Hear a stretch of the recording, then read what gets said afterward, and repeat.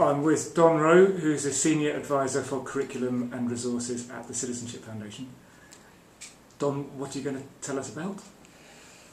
Well, I've been thinking about future threats to citizenship education really at the present time. I mean, we've spent 20 years trying to consolidate citizenship education as a curriculum subject and as a statutory entitlement for every young person in the country. But I still don't think we're home and dried yet. I don't think the subject is entirely secure in this place. It could easily become non-statutory again in various ways.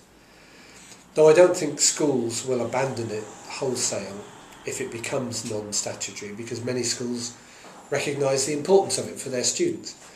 However, I think it's not universally understood and universally accepted as an important curriculum subject. Citizenship education is not entirely recognised as a proper subject, and I think that remains a threat to it.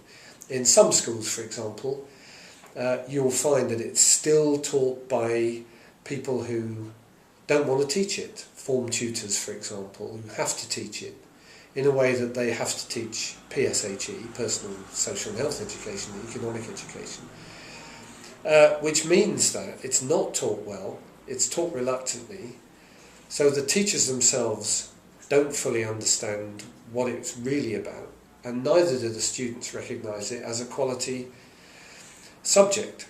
And that really means that the whole thing is trapped in a kind of cycle in those schools, where it's not delivered properly, it's not recognised for what it should be, and therefore it could easily be abandoned, and people will feel it was all a waste of time, like a Mickey Mouse subject. Whereas actually, for citizenship education to be taught properly, there are one or two aspects of it which I think would really want people to understand, and that is that there is as much intellectual rigour in the subject, and should be, as English or as science or history, because it's based on politics, it's based on law, it's based on ethics, some economics, some social studies, and all of these are respectable academic subjects which come together to provide the basis of important elements of knowledge for students.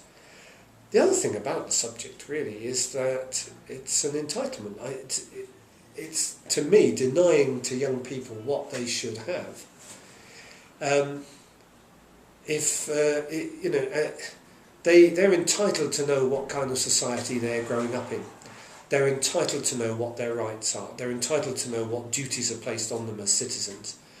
And the world of politics is quite hard to understand. Somebody ought to, as it were, be sitting down with them and helping them understand what it's all about. So we're kind of inducting them into society in a way, and that surely should be done in a systematic way. We want people to be knowledgeable about how to act as citizens. We want them to behave responsibly. But if we don't give them some citizenship education, how can we expect them all to take that up properly and to behave, as citizens and in a way that they're entitled to do in society, and support our democratic society, support our mainstream values, if we're not systematically explaining to them what it's all about?